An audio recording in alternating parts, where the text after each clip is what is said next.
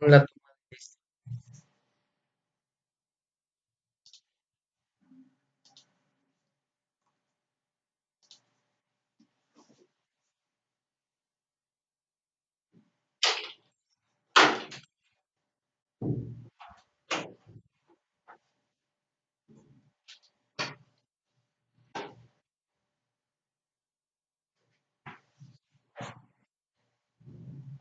Alba Puente, Presente. Cadena Hermosillo,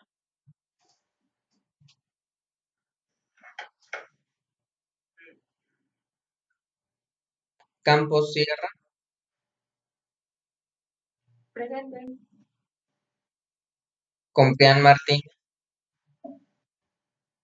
Presente. Díaz Villón,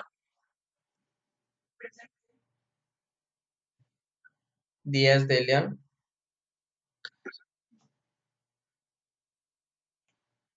Díaz Grimaldo, Presente.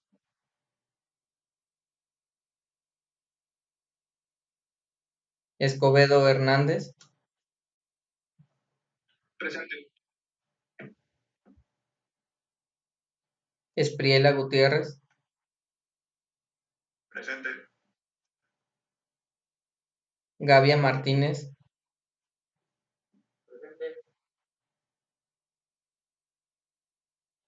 González García,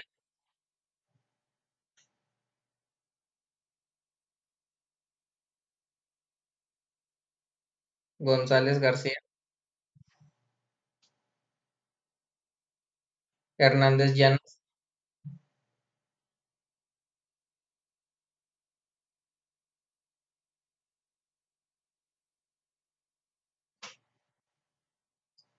Hernández Llanas,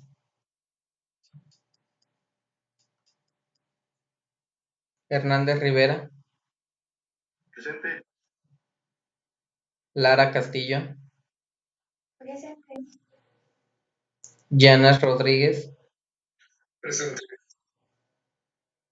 Mata Salas, Presente. Miranda García,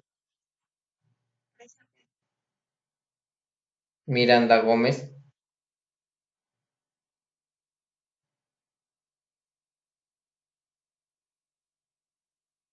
Miranda Gómez,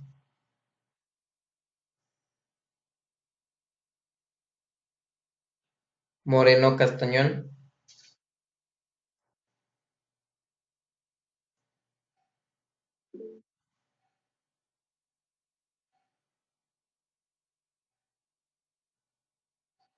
Moreno Castañón,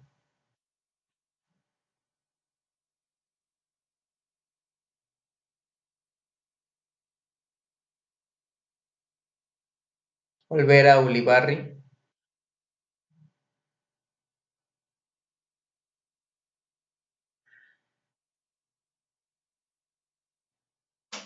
Olvera Ulibarri,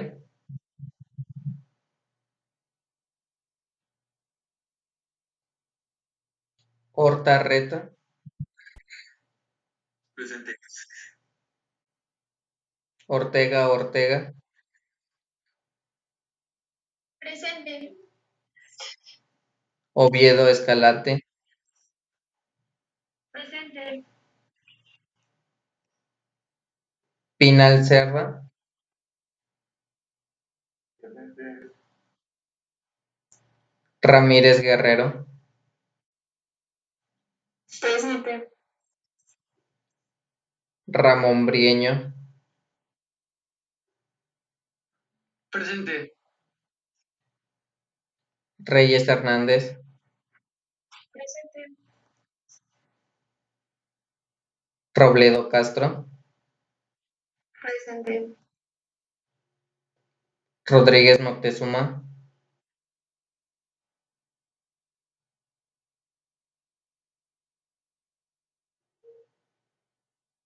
Rodríguez Moctezuma,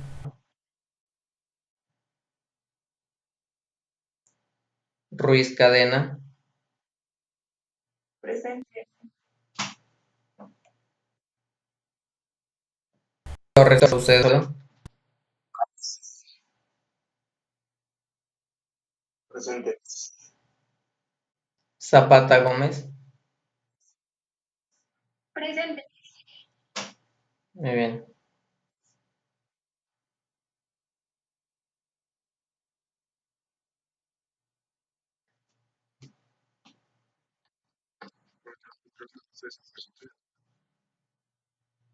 ¿Qué apellido, perdón?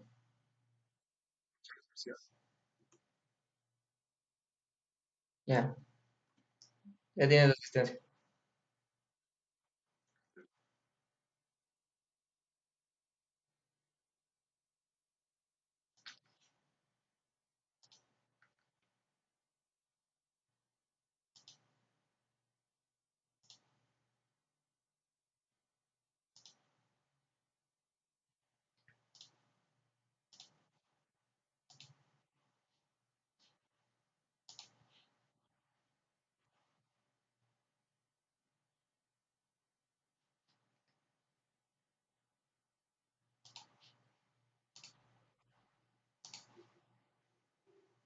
Vamos a comenzar con la clase de hoy y el tema que vamos a revisar el día de hoy es el de fluidos hidráulicos.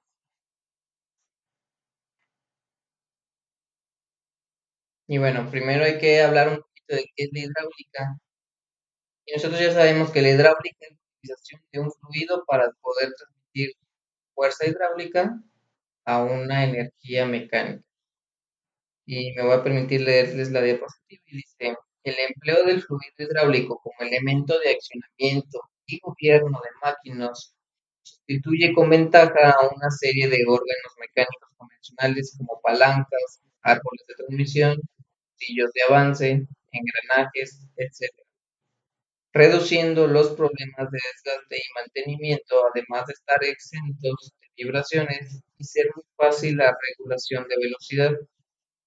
La hidráulica comenzó a desarrollarse en el siglo XVII, basándose en el principio de Pascal, según el cual un fluido confinado puede transmitir energía multiplicando la fuerza y modificando el desplazamiento. Entonces, desde hace mucho tiempo ya se ha empezado a implementar lo que es la energía hidráulica. Desde los molinos aquellos que ponían sobre un río, el cual el río está haciendo tiene un cauce, tiene una corriente, y este a su vez hace que se mueva el molino y generaban distintos tipos de energía, ya sea para moler alimentos o para generar electricidad. Hasta las aplicaciones más recientes que pueden ser, por ejemplo, los frenos de un automóvil que tienen un circuito hidráulico en su interior. Entonces no es algo nuevo, no es algo que sea una tecnología de última punta, sino que más bien es algo que se encontró desde hace mucho y se ha venido perfeccionando y se han ido encontrando nuevas y mejores aplicaciones para mejorar nuestros procesos industriales.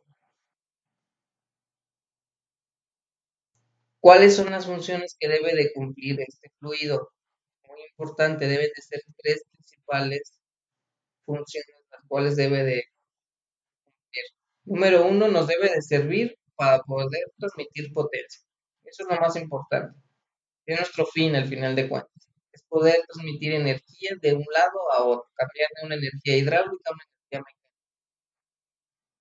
Y dice, a este fin todos los fluidos serían válidos, excepto los gases por ser compresibles, siempre que su viscosidad sea la adecuada a la aplicación. Para cumplir esta función, el fluido deberá fluir fácilmente a través de los conductos internos de los componentes. Una resistencia excesiva a su circulación produciría considerables pérdidas de carga y consiguientemente un incremento en la potencia necesaria para el funcionamiento del equipo. Entonces, al principio de este enunciado nos dice todos los fluidos son válidos, excepto los gases. Obviamente ya sabemos que si estamos hablando de hidráulica, tiene que ser un líquido. Y bueno, también nos dice que debemos de tener en cuenta lo que es la viscosidad. Debe de ser un fluido que tenga la viscosidad tal que pueda fluir de forma fácil sobre los conductos de nuestro circuito hidráulico. Ya sabemos calcular las pérdidas de presión debido a la viscosidad de tu curso anterior de mecánica de fluidos. La siguiente función que debe de cumplir un fluido es la de lubricar las partes en movimiento. Bueno, yo ya voy a estar transmitiendo fluido de un lado a otro, pues le voy a tratar de sacar más ventajas, ¿no? No solamente transmitir potencia, y una de ellas es que me ayuda a lubricar las partes que están en movimiento. Por ejemplo, un actuador que se está moviendo, está saliendo y entrando, pues está generando una fricción interna entre el pistón y la cámara en donde se está deslizando este pistón. Entonces, a nosotros nos va a ayudar a utilizar un fluido hidráulico que es viscoso para poder lubricar esas partes en movimiento y que se reduzca esa fricción. La tercera función del fluido, que también vamos a poder utilizar, es la de enfriar o disipar el calor. Muy bien, este fluido va a estar absorbiendo calor de las distintas partes que están en movimiento y lo va a poder transmitir hasta el tanque donde se almacena, y este tanque a su vez lo va a poder disipar al medio ambiente. Son las tres principales funciones que debe de cumplir el fluido. Debe poder transmitir potencia, debe poder lubricar las partes del movimiento y puede enfriar o disipar el calor. Esas son las tres que estaríamos buscando en fluido.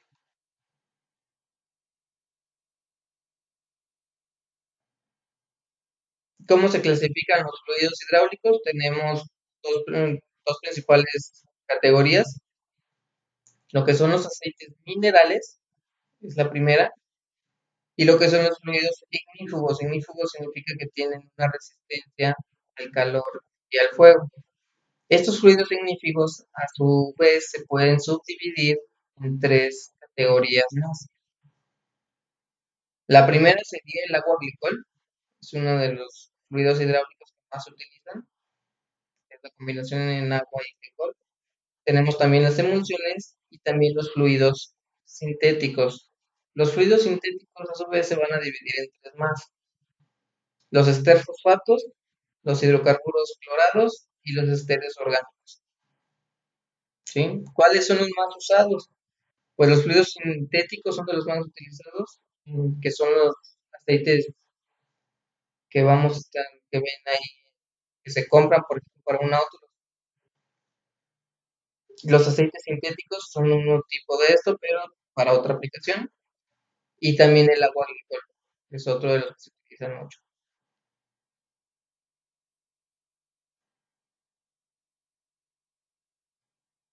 ¿Cuál es la característica más importante que debe de tener un aceite mineral? Es la viscosidad. Nosotros ya sabemos que la viscosidad no es otra cosa más que la oposición a poder fluir en una tubería. Les voy a leer la diapositiva. Dice: la viscosidad consiste en el frotamiento interior entre las moléculas de un fluido y representa una medida de la resistencia del fluido en su movimiento. Si un fluido circula fácilmente, es de viscosidad baja. Si el fluido circula con dificultad, tendremos viscosidad alta. En el caso de los líquidos, la viscosidad disminuye con la temperatura. Una viscosidad alta aumenta la fricción y por tanto la potencia consumida. En física, la viscosidad se define como la resistencia que ofrece una capa del fluido a desplazarse sobre otra. Si tomamos dos placas paralelas separadas una distancia y, con el espacio entre ellas lleno de fluido, y suponiendo que la placa superior se mueve con una velocidad constante v, al actuar sobre ella una fuerza también constante F, el fluido en contacto con la placa móvil se adhiere a ella, moviéndose a su misma velocidad U, mientras que el fluido en contacto con la placa fija permanece en reposo. Entonces no es otra cosa más que la oposición a poder fluir, la viscosidad. Y también sabemos que mientras haya un aumento de temperatura, vamos a ir perdiendo o ganando grados de viscosidad. No es lo mismo estar manejando un aceite a una temperatura ambiente, 20 grados centígrados, estarlo manejando a 0 grados o estarlo manejando a 40, 50 grados. Eso es muy importante que lo sepamos porque no es lo mismo estar trabajando en esta ciudad, estar trabajando en una ciudad en Alaska o estar trabajando en una ciudad en África. Y aquí tenemos cómo se representa ese comportamiento de temperatura con viscosidad. Mientras menos temperatura tengamos nosotros, el grado de viscosidad va a aumentar, mientras que mientras más temperatura vayamos obteniendo, un aumento de temperatura, la viscosidad va a disminuir.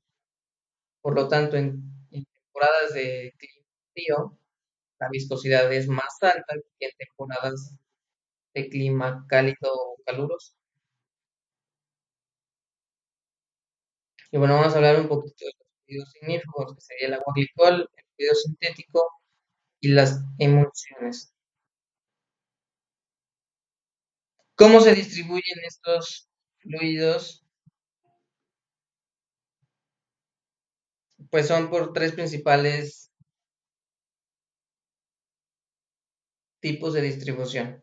La número uno va a ser la tubería rígida, en donde tenemos tubos completamente rígidos y con uniones entre tubo y tubo. Ese sería la primera tipo de distribución de fluido. Tenemos un segundo tipo de distribución que sería la tubería semirrígida, que son conocidos también como tubing, inclusive también se utiliza en aplicaciones eléctricas el tubing. Lo que es un tubo de pared muy delgada que es fácil de deformar y lo que podemos hacer es tener un tramo completamente recto y nosotros lo podemos deformar para obtener los distintos rumbos que queremos que tome nuestro, nuestra dirección del circuito. Por ejemplo, podemos hacer un grado 90, un grado 45 sin ningún problema. En cambio, con la tubería rígida es un tubo de pared delgada, digo, de pared gruesa, no es de pared delgada, y entonces deformarlo es prácticamente difícil sin que se rompa. Y por último tenemos la tubería flexible, que también se le conoce como manguera. Esto se utiliza principalmente para aquellos casos en donde las conexiones que estamos utilizando están en movimiento. Imagínense por ejemplo, todos han visto en la feria varios de esos juegos mecánicos que están subiendo y bajando y tienen unos pistones en su interior. Esos pistones se están moviendo, se están girando, por lo tanto no pueden tener una tubería rígida y una semirrígida. ¿Por qué? Porque esos elementos no nos dan la flexibilidad para poderse estar moviendo de una posición a otra posición. En esos casos se utiliza la tubería flexible. Y lo pueden encontrar en esa aplicación. Cuando vayan a una siguiente feria, cuando se pueda, van a ver cómo esos elementos tienen mangueras que permiten que se estén moviendo de una posición a otra. Es por eso que se le dice tubería flexible. En el laboratorio van a estar utilizando flexibles para los circuitos hidráulicos. Y bueno, ¿qué ventajas y qué desventajas encontramos en cada uno de estos tipos de distribución de fluido? Vamos a analizar primero la tubería rígida de acero. ¿Qué ventajas tiene? Tiene un bajo costo, tiene varios gruesos de pared y resiste el trabajo rudo. Como nosotros podemos estar escogiendo los grosores de pared, podemos escoger un grosor alto y entonces eso nos daría la posibilidad de el trabajo más rudo y presiones más altas para que no vaya a ceder la tubería.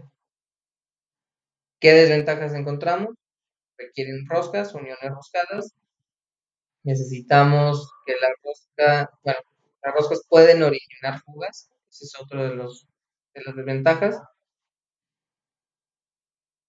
Otra desventaja es que no se puede doblar, como son de gruesos de pared altos, no podemos deformarlo de una posición de un grado a otro grado, un cambio, por ejemplo, a 90 grados, sin que este tubo se rompa. El siguiente requiere de muchas conexiones. Cada que queramos un cambio de sección, por ejemplo, vamos en un sentido horizontal horizontal y queremos irnos a un sentido vertical, pues necesitamos ahí una unión roscada que sería la llamada gota. Ahora analicemos lo que son los tubing. La primera ventaja es que es fácil de manejar y doblar. Esa es su principal ventaja, que nosotros podemos doblarlo a 90 grados, a 45 grados sin ningún problema y no necesitamos en ello una unión roscada entre elemento recto y elemento recto. Eso ayuda a disminuir las pérdidas por fricción. Siguiente, reduce el número de conexiones. Obviamente, al nosotros poder doblar ese tubo y cambiar la dirección de una dirección a otra, pues ya no requerimos tantas conexiones como en los elementos rígidos. Y otra ventaja es que opone menos resistencia al fluido. ¿Qué desventajas tiene? Utiliza conexiones especiales. Vamos a requerir ahí algunas conexiones especiales y tiene un alto costo. Esas dos desventajas que tenemos en este tipo de distribución de fluido. Y llegamos a la manguera o la tubería flexible. Y su principal ventaja, pues es que es la flexibilidad, que puede estar en movimiento sin ningún problema. Y nos va a poder estar soportando y transmitiendo la potencia en el interior. Permite mayores presiones. Obviamente hay distintos tipos de manguera. Cuando nosotros la compramos, viene especificado por qué tipo de presión puede soportar, hasta qué tanta presión va a poder soportar. Pero puede tener un rango de presiones bastante elevado.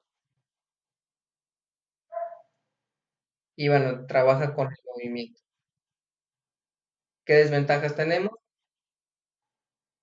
La capa interior debe de ser compatible con el fluido. Existen muchos polímeros de los que están hechos estas mangueras, algunas mangueras, que dependiendo del tipo de fluido que estamos utilizando pueden tener una reacción química adversa. Entonces debemos de considerar qué fluido vamos a implementar. Vamos a implementar un aceite mineral, vamos a implementar un aceite sintético, vamos a implementar agua glicol, está bien, pero hay que considerar, si vamos a usar mangueras, que sea compatible con ese aceite, con ese fluido hidráulico, para que no vaya a tener ahí un comportamiento extraño. Y la desventaja principal es que si está en contacto con el calor, se va a deteriorar muy rápido. Se empiezan a quebrar en su exterior y después pues, se empieza a extender esa ruptura hacia el interior.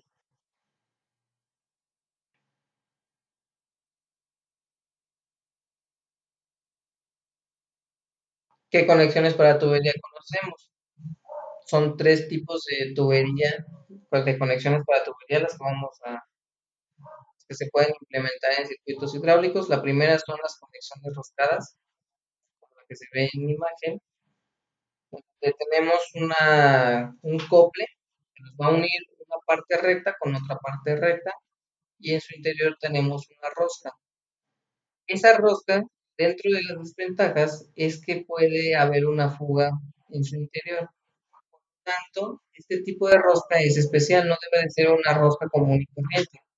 Debe ser una rosca que en su forma se esté formando un cono o que sea una cónica. A este tipo de rosca se le conoce en la norma americana como roscas NPT, así se les conoce y así se mandan fabricar. Esa conicidad hace que un elemento con el otro se sellen de mejor forma y el grado de fuga sea mucho menor. Aparte, también se les pone una cinta teflón. Esta cinta teflón lo que hace es que está sellando aún más un elemento con el otro. Tenemos también las conexiones tipo clamp, serían las que vemos en la imagen del medio, en donde tenemos, estas se utilizan mucho en lo que son drenajes o tuberías con flujo muy grande. Lo que hace es que unimos una tubería con otra tubería.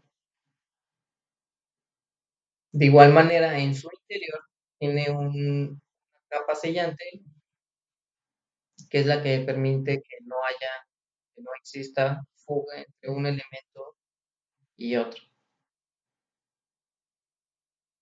Y otra de las conexiones son las conexiones soldables. las que no requieren rosca, pero sí requerimos que se solden una con respecto a la otra.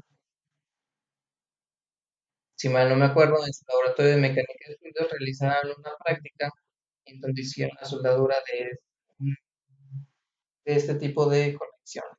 Ustedes ya saben cómo se realizan estas conexiones que son soldadas.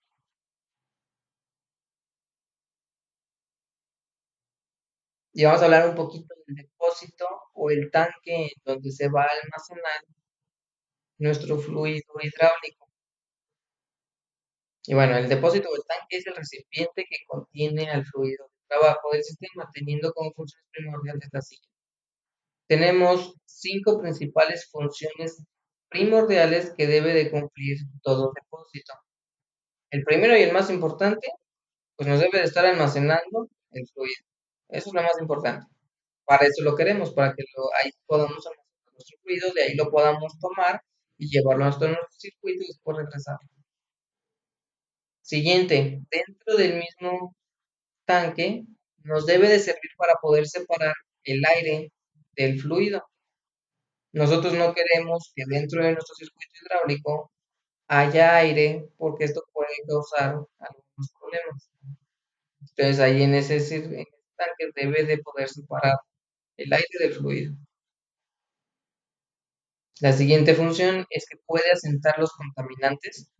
Esto es por medio de gravedad que los componentes que haya adquirido nuestro fluido a lo largo de todo el circuito eléctrico, a lo mejor agarró algunas partículas que no pudieron detectar los filtros y llegó hasta el tanque, pues bueno, en el tanque por medio de gravedad se va a poder almacenar o asentar los contaminantes en la parte de abajo del tanque. Posteriormente, ya con una limpieza, se pueden retirar todos esos contaminantes. Siguiente función es la de disipar el calor del sistema. Ya fue el fluido hidráulico, estuvo en funcionamiento, a lo mejor adquirió calor en todo su proceso, llega al tanque caliente, que así es, siempre llega el caliente al tanque, y el tanque debe tener una forma que nos ayude a disipar el calor hacia el medio ambiente. ¿Para qué? Para que cuando volvamos a tomar ese fluido hidráulico ya no esté caliente, porque si no lo vamos a estar tomando más caliente, más caliente, más caliente. Entonces, para eso nos debe servir también el tanque. Muchas veces lo que se le pone al tanque son nervios externos. Si ya llevaron la materia de transferencia de calor, deben saber lo que es un nervio. Y esos nervios o aletas, también se les conoce, nos ayudan a estar disipando el calor hacia el medio ambiente.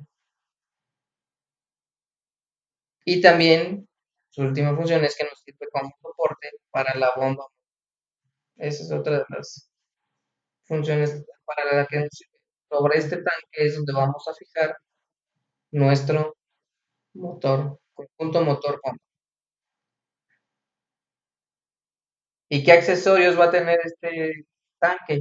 Pues bueno, debe de tener los siguientes accesorios. Número uno, debe de tener un respiradero o una ventilación. Todo depósito debe de contar con una entrada de aire para que la presión atmosférica actúe sobre el fluido. Eso es muy importante, siempre debe de haber un respiradero. Ese respiradero muchas de las veces también nos sirve como válvula de alivio o válvula de presión. Si se llega a acumular demasiada presión dentro del tanque, ese respiradero va a aliviar la presión hacia el medio ambiente. También tenemos un control de nivel, un sistema de medición de nivel del fluido que puede ser una mirilla sobre este tanque, en donde nosotros podamos ver claramente en qué nivel se encuentra el tanque. Muchas veces, y ya más actualmente, este control de nivel ya es por medio de sensores electrónicos. Tenemos sensores infrarrojos o de otro tipo, y lo que hace es que nos está midiendo en qué nivel estamos y es una señal digital que podemos estar mandando a nuestro control y que nos esté diciendo o alertando que ya necesitamos rellenar nuestro tanque. La siguiente debemos de tener un tapón de llenado en donde nosotros vamos a poder llenar nuestro tanque cuando sea necesario, cuando el nivel ya se encuentre muy bajo, necesitamos tener ese tapón. necesitamos tener una tubería de aspiración. Esta sección debe de existir de 2 a 4 pulgadas entre su parte inferior y el fondo del depósito. Esta es la tubería por la cual vamos a tomar el aceite y lo vamos a llevar a nuestro circuito hidráulico. También debemos de tener la tubería de retorno. Ya cuando utilizamos todo nuestro circuito, todo nuestro fluido, pues necesitamos regresarlo al tanque. ¿Cómo lo vamos a regresar al tanque? Pues por medio de una tubería de retorno. Y esta debe de quedar sumergida aproximadamente 2.5 veces el diámetro del tubo por encima del depósito. También necesitamos tener lo que es un deflector o una placa divisoria. Esto para dividir el depósito en dos cámaras, la cámara de succión y la cámara de retorno. ¿Con qué función? Pues para evitar que la turbulencia de la tubería de retorno vaya a causar ruido en la tubería de succión. Ustedes saben que cuando llega el fluido por el retorno puede venir algo turbulento. Si viene turbulento puede estar generando burbujas en su interior y esas burbujas pueden crear golpes de ariete en su interior cuando estemos succionando el fluido y llegue a la bomba. Por lo tanto, no podemos permitir esa turbulencia. Por eso se divide por medio de la placa deflectora para poder disminuir esa turbulencia. Y también tenemos un tapón de drenaje. Este tapón de drenaje nos sirve para cuando queramos hacer el cambio de aceite, porque a lo mejor ya está muy sucio el que tenemos, pues tenemos un tapón de drenaje, lo abrimos y sacamos todo lo que es el aceite viejo y posteriormente lo volvemos a sellar ese tapón y podemos volver a llenarlo con la tubería de nada. Me voy a permitir mostrarles un diseño de un tanque para que lo vean.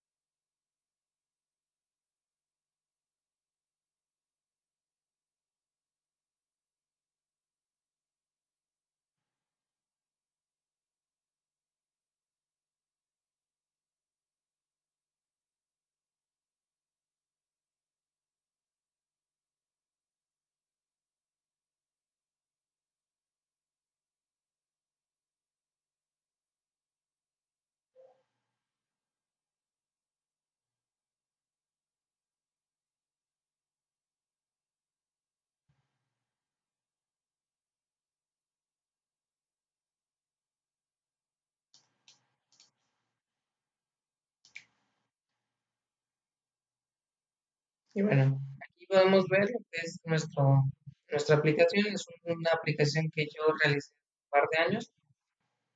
Lo que hace es sumergir una pieza, se le inyecta aire a esa pieza que tenemos aquí inmersa, se llena de aire, se llena de aire en su interior y se llena de agua en su exterior.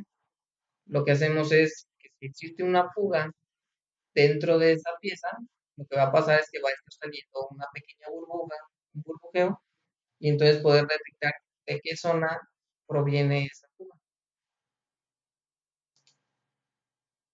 Pero en su parte de abajo lo que hicimos fue tener un tanque. ¿Cómo hacer el llenado de esa pecera que tenemos arriba? Pues lo que hacíamos era, teníamos nuestro tanque tal cual, inyectábamos aire por esta zona y por medio de presiones hacíamos que el fluido pudiera subir por su tubería de succión sin necesitar una bomba, solamente por presiones. Hacíamos que subiera ese fluido y cuando queríamos que regresara, pues solamente quitábamos la presión y entonces el fluido podría regresar. Y este sería el tanque que yo diseñé, es mejorable. Aquí tenemos una mirilla donde podemos ver claramente en dónde se encuentra el nivel de agua en este caso. Obviamente, aparte de solamente la mirilla, se le puso aquí una regleta en donde tenía marcado cuál era el nivel al cual teníamos que ya hacer un llenado, el nivel mínimo y el nivel máximo al cual teníamos que tener nuestro tanque. Tenemos dos placas deflectoras, pueden ver, ya esto ya está. Esas dos placas deflectoras lo que hacían era que pudiéramos quitar la turbulencia, como bien se los había dicho. El fluido salía por este orificio, por este, por la tubería de abajo y regresaba por ahí mismo, pero nosotros teníamos la tubería de llenado en este otro lado. Entonces, para evitar que cuando llenemos por este lado llegue mucha turbulencia, teníamos esas dos placas deflectoras. Teníamos también lo que es un sello entre la tapa. Si se fijan, tenemos tres zonas. Tenemos la tapa que va atornillada, tenemos nuestro tanque como tal y en intermedio pusimos un sello de neopreno. Este sello lo que hace es que el aire que yo estoy inyectando para poder crear ese tipo efecto jeringa, de poder subir el líquido, pues no se vaya a escapar entre las dos placas. Por eso implementamos eso.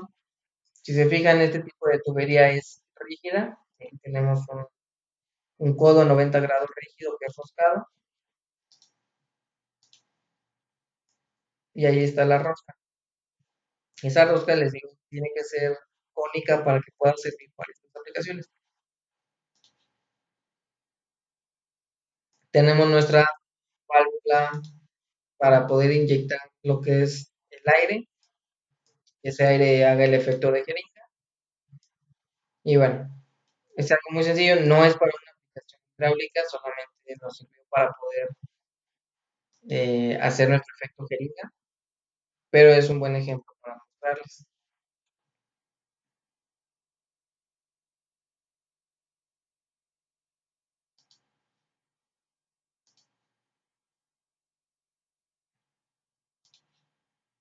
Me voy a permitir mostrarles otro más. Este sí es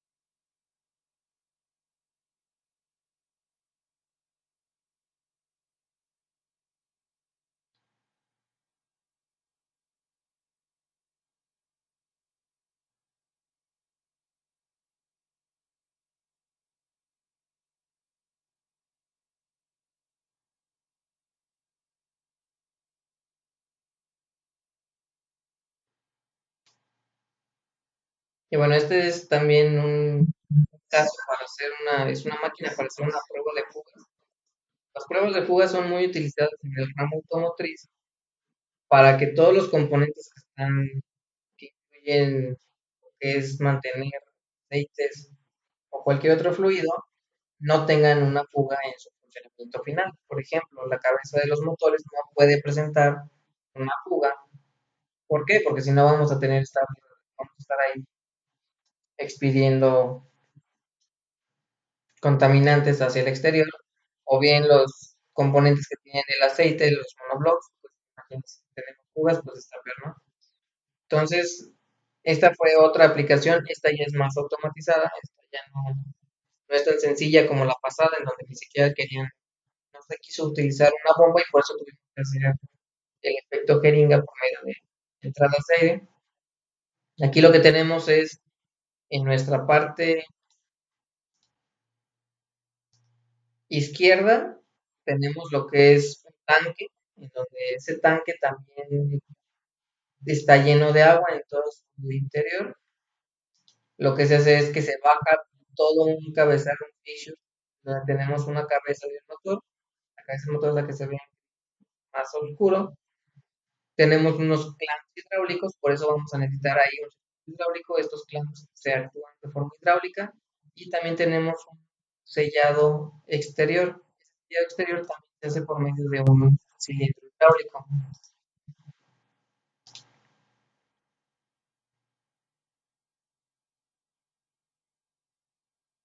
Aquí está el cilindro hidráulico. Entonces, por eso requerimos tener nuestro circuito hidráulico, porque vamos a tener ahí varios actuadores que van a estar funcionando por medio de hidráulica. Tenemos varios instrumentos que van a estar midiendo la caída de presión. Esos instrumentos lo que van a decir es si tiene fuga o no tiene fuga. Pero aparte, no solamente el cliente quiere quedarse con la idea de, bueno, tiene fuga, ok, ¿en qué parte tiene fuga? Para poder ellos, dentro de su proceso de producción, identificar en dónde está viendo esa falla. Si es por fundición, muchos de los problemas es que cuando se hace una fundición, si no está en las condiciones ideales o el módulo ya se está un poco desgastado, pues puede provocar que haya fugas ahí en el interior. Entonces, para eso también se sumerge la pieza en agua y poder ver de dónde está saliendo la burbuja.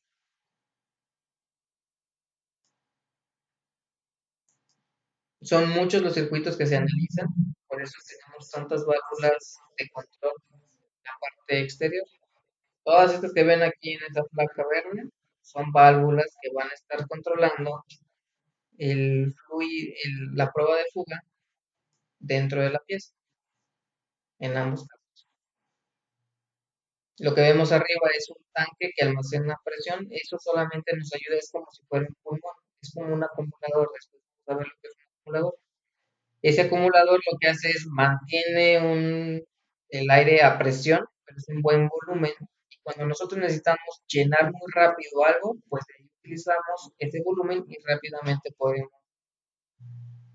llenar la cavidad que estemos buscando. En esta parte tenemos válvulas hidráulicas, que son las que van a estar controlando nuestros actuadores hidráulicos.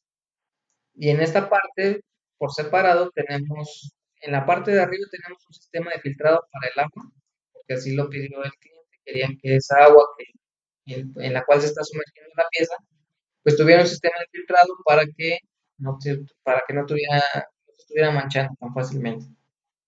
Y para que se vea clara el agua y puedan ver la pieza y ver de dónde está proveniendo la fuga. En este caso estamos utilizando también elementos rígidos con uniones roscadas y también tiene su bomba. Y en la parte de abajo tenemos lo que es el tanque hidráulico, el que va a estar funcionando como tanque hidráulico. Ese tanque se compró directamente a la marca Parker, compañía Parker. El diseño no está a último detalle, esto solamente nos lo proveen ellos y prácticamente solamente nos ponen el cubo. En esta zona que ahorita está mostrando en azul, ahí está montado lo que es el motor, el conjunto del motor bomba con todas sus válvulas y es todo lo que nos proveyeron un diseño a última medida. Aquí tenemos un tapón de llenado que funciona como... Pero esta sería otra de las aplicaciones. Sí, esta ya más complicada, ya no es tan sencilla como la pasada. Esta fue hecha el año pasado, en el 2019. Y bueno, son dos ejemplos en donde podemos utilizar tanques con las especificaciones hidráulicas. En este caso, si es un tanque, la mayoría de las veces ya no diseñas un tanque hidráulico, lo compras directamente a las marcas que son especializadas en ese tema. Parker, por ejemplo, es una marca líder en el ramo de la hidráulica.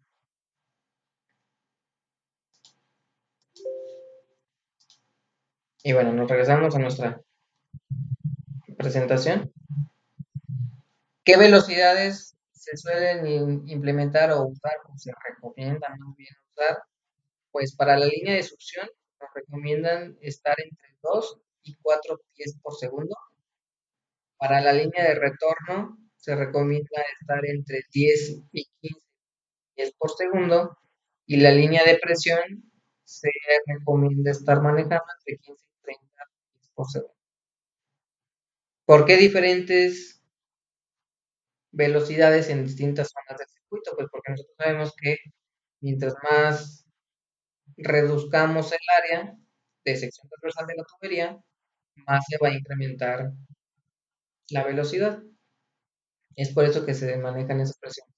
Al principio sí podemos tener una tubería muy ancha para estar tomando el aceite del tanque, pero conforme nos vamos acercando a nuestra aplicación ya no queremos tener tuberías tan anchas, se van volviendo más pequeñas y eso hace que se vuelvan, la velocidad se incremente.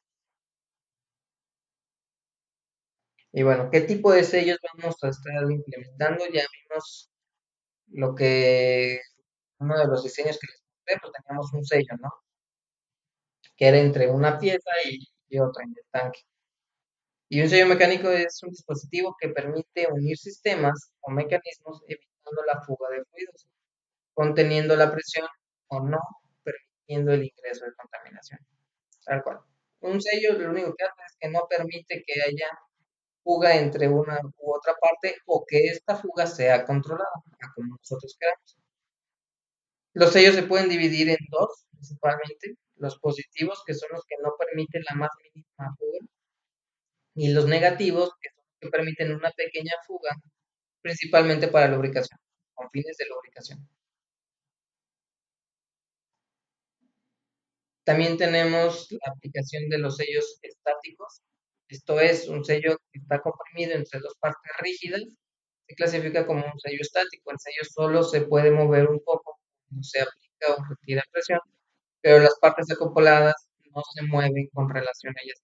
Cuando tenemos, por ejemplo, en nuestro caso, en el diseño que les mostré, un tanque en donde la tapa se va a unir a nuestro tanque e intermedio a esas dos partes estamos colocando nuestro sello, y esa sería una aplicación de un sello estático, porque las partes que estamos uniendo no están en movimiento una con respecto a otra.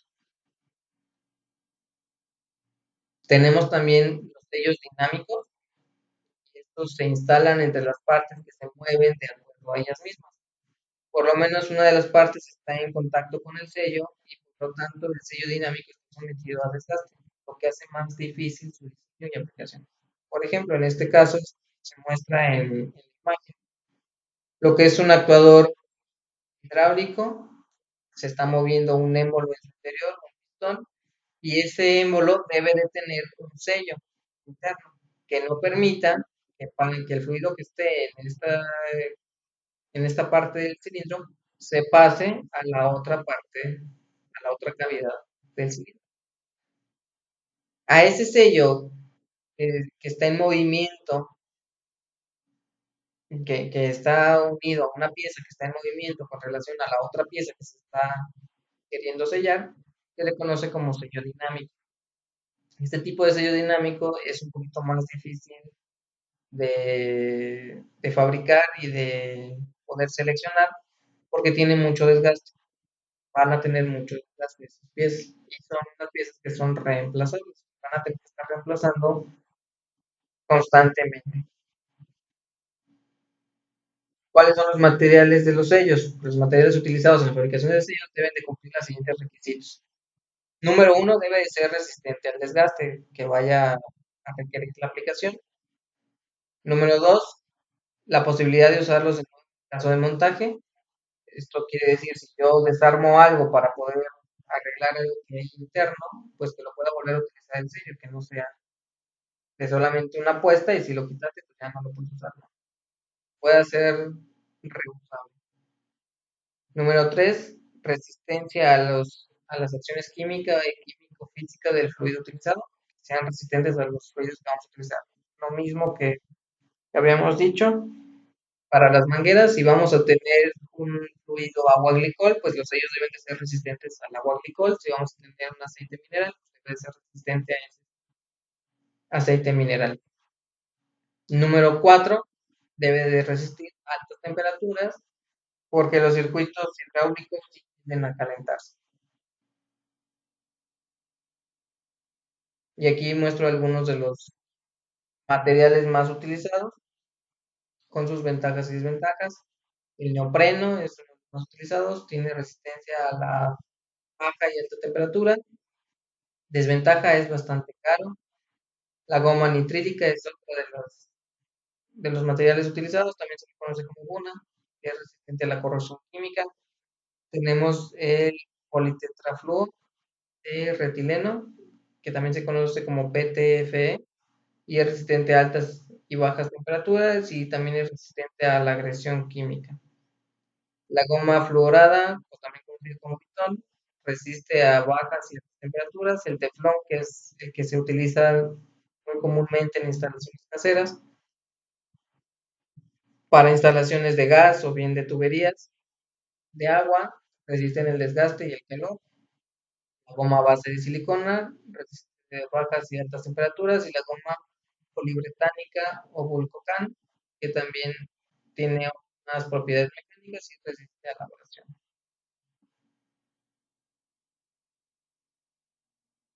¿Qué es un filtro y un colador? Pues bueno, ya nosotros por intuición sabemos que un filtro es algo que no va a permitir que de uno de sus lados va a tener algo que está contaminado y en el otro lado pues va a estar quitándole esas contaminantes y va a poder ser limpio. En este caso, los filtros y coladores lo que hacen es filtrar nuestro fluido hidráulico de un punto a otro punto. ¿Cuál es la diferencia entre filtros y coladores? Pues es básicamente el grado de partículas que van a estar reteniendo. El filtro, por ejemplo, es un elemento cuya función principal es la retención de contaminantes insolubles en el fluido por un medio poroso, reteniendo partículas menores a los 100 micrones. ¿Sí? Eso es lo que va a estar reteniendo un filtro.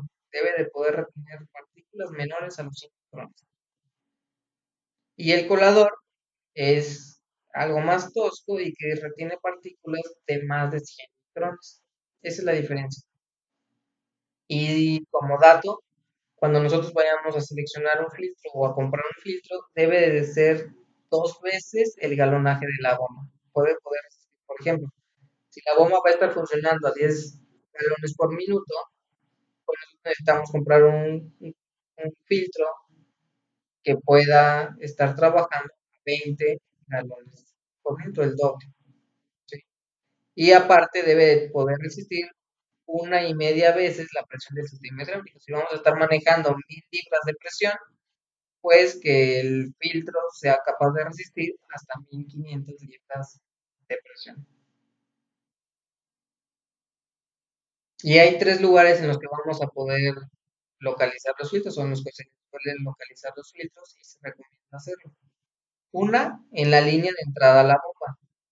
Justamente entre la bomba, nuestro conjunto motor-bomba y nuestro tanque, necesitamos tener ahí un filtro de aspiración. ¿Por qué? Porque puede que esté muy contaminado nuestro tanque y nosotros no queremos que a la bomba le lleguen partículas que puedan dañarla. Por lo tanto, ahí necesitamos un filtro de aspiración para que no haya afectaciones en la bomba. Después viene el filtro después de la bomba. Una vez que ya tomamos nuestro fluido, llega a la bomba, este lo va a mandar a nuestro circuito hidráulico y llegamos a las redes de distribución. Y entonces aquí tenemos nuestro siguiente filtro, que sería el filtro después de la bomba, para evitar que lleguen partículas que no alcanzó a detectar el primer filtro. Este ya es un poco más fino, porque va a llegar a nuestros elementos donde tenemos unos orificios muy pequeños por los que va a estar pasando el fluido, que son los elementos de mando, las válvulas de mando. Y tenemos también en la línea de retorno. Cuando ya utilizamos lo que es nuestro fluido, ya lo aspiramos, lo mandamos por nuestros elementos de mando, ya de su función, puede sacar el cilindro, pues va a regresar este fluido por la tubería de retorno. Esa línea de retorno puede que esté agarrando alguna impureza, alguna parte en esta tubería, y antes de llegar a nuestro tanque, pues tenemos que limpiarlo. Para eso está nuestro filtro de retorno. Y ya, puede llegar a nuestro tanque. ¿Sí?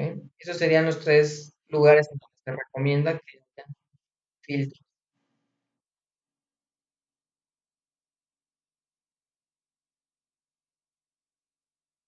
Los filtros en la línea de entrada de la bomba normalmente se montan dentro del depósito. También deben ser relativamente toscos. Y estos pueden ser los coladores. Los filtros después de la bomba, estos filtros pueden atrapar partículas mucho más pequeñas que los de las líneas de entrada y pueden ser usados en donde los componentes del sistema son menos tolerantes al polvo o a las partículas contaminantes. Sin embargo, deben de estar diseñados para resistir la presión operante del sistema. Retienen partículas entre 40 y 70 micrones. Lo que les decía, una vez después de la bomba, pues ya tenemos presión. Número uno. En el tanque todavía estamos a presión ambiente, pero después de la bomba ya elevamos su presión y entonces esos filtros que están después de la bomba deben de ser capaces de soportar esa presión. Y como van a elementos que son un poco más sensibles al polvo, como son las válvulas direccionales, inclusive nuestros actuadores, pues debemos de tener ahí filtros que son un poquito más cerrados, más finos y deben de retener partículas entre 40 y 70 micrones. Y tenemos lo que es el filtro de retorno. Los filtros en la línea de retorno pueden atrapar partículas antes de que el fluido regrese al tanque. Son útiles en los sistemas que no tienen un depósito grande que permita que los contaminantes se sienten. Retienen partículas mayores a 40. Entonces, si el tanque es muy pequeño y no, pues, como siempre está en circulación el fluido, no va a permitir que se sienten los contaminantes, pues se recomienda que en este tipo de tanques haya un filtro de retorno. Y bueno, eso sería todo de nuestra clase del día de hoy.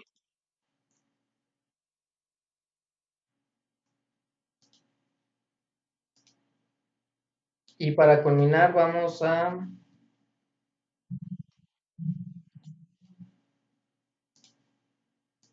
hacer una segunda toma de lista.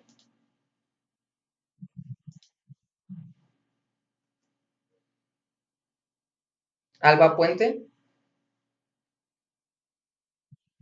Presente, profe. Cadena Hermosillo, Campos Sierra, Presente. Compeán Martínez, Presente. Díaz Villón, Presente. Díaz de León, Presente.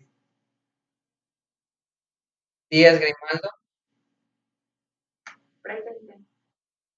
Escobedo Hernández, Presente.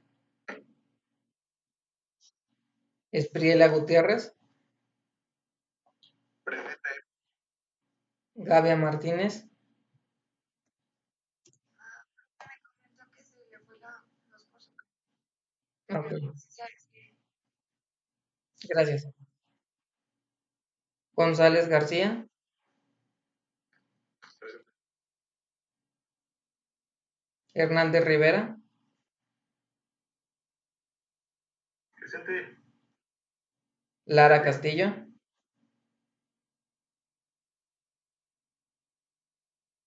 Presente.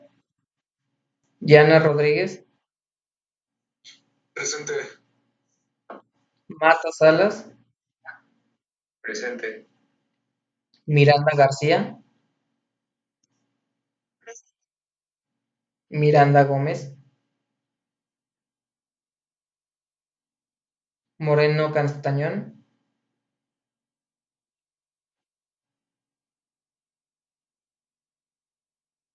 Moreno Castañón, Olvera Ulibarri, Presente. Horta Reta, Ortega Ortega, Presente. Oviedo Escalante, Presente. Pinal Serra, Presente. Ramírez Guerrero, Presente. Ramón Brieño, Presente. Reyes Hernández, Presente. Robledo Castro,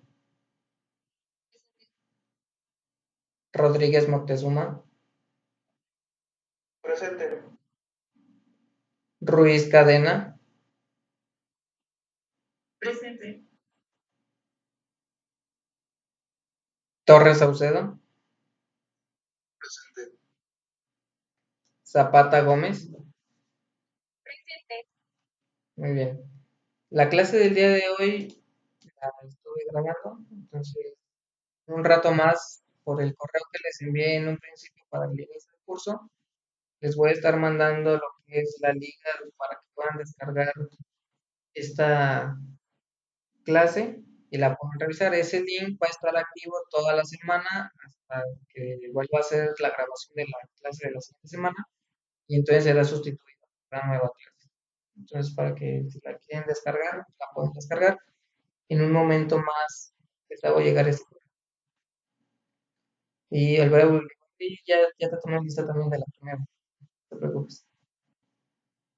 ¿Tienen alguna duda o pregunta? Pero, entonces la clase pasada también se grabó. No, ahorita les voy a mandar la de las dos.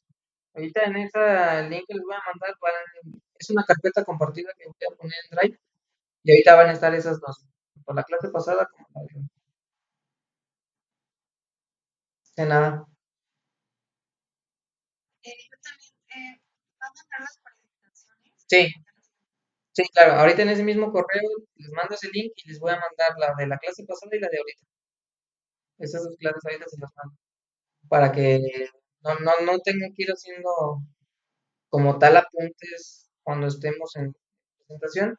Sí vayan haciendo algunas anotaciones importantes, que no todo lo que estoy diciendo viene a la diapositiva, pero yo se las voy a mandar. Gracias. De nada.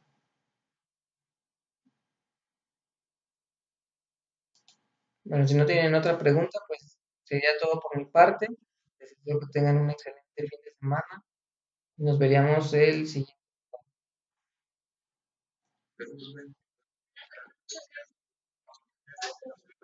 Nos vemos.